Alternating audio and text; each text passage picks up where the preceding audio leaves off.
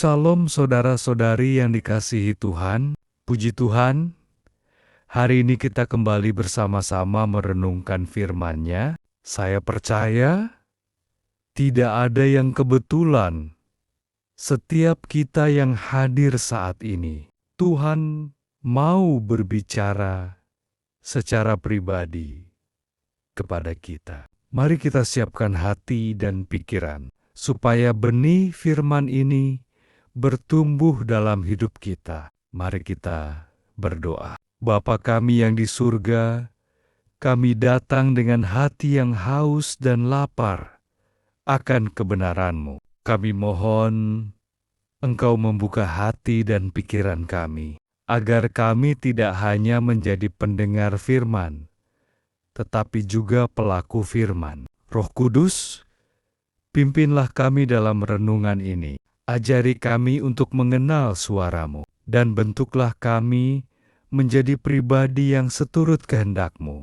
Di dalam nama Tuhan Yesus Kristus, kami berdoa dan mengucap syukur. Amin.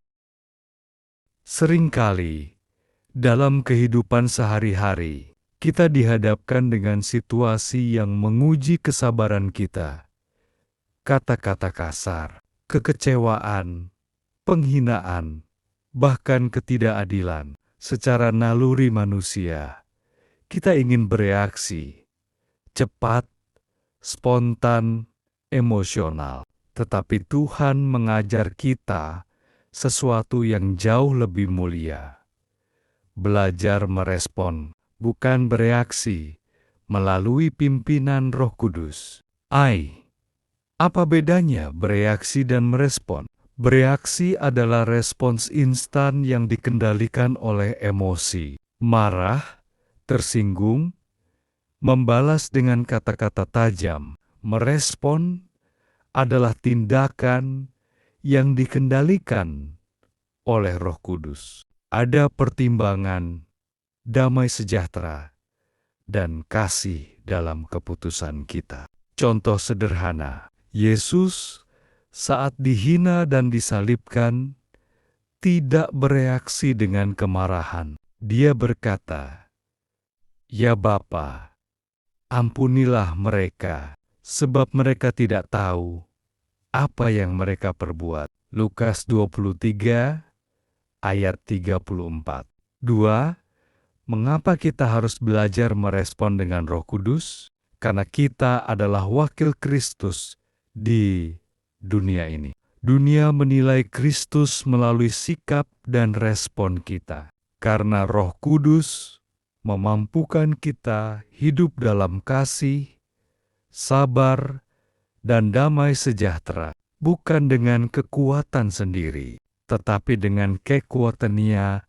Galatia 5 ayat 22-23. Karena respon yang benar membawa kemenangan rohani. Kita tidak dikalahkan oleh kejahatan, tetapi mengalahkan kejahatan dengan kebaikan. Roma 12 ayat 21. 3. Bagaimana melatih diri untuk merespon dengan Roh Kudus? Tundukkan hati kepada Roh Kudus setiap hari. Mulailah pagi hari dengan doa. Tuhan, pimpin aku hari ini, agar pikiranku tenang, mulutku terjaga, dan hatiku dipenuhi kasih-Mu. Ambil jeda sebelum berbicara atau bertindak. 1 detik berdoa dalam hati bisa mencegah 1 menit kemarahan yang disesal kemudian. Belajar mendengarkan lebih dalam. Dengarkan bukan untuk membalas, tapi untuk mengerti. Isi pikiran dengan firman Tuhan. Apa yang penuh dalam hati, itulah yang akan keluar dari mulut. Matius 12 ayat 34. Sahabatku, dunia ini penuh dengan orang yang bereaksi karena emosi.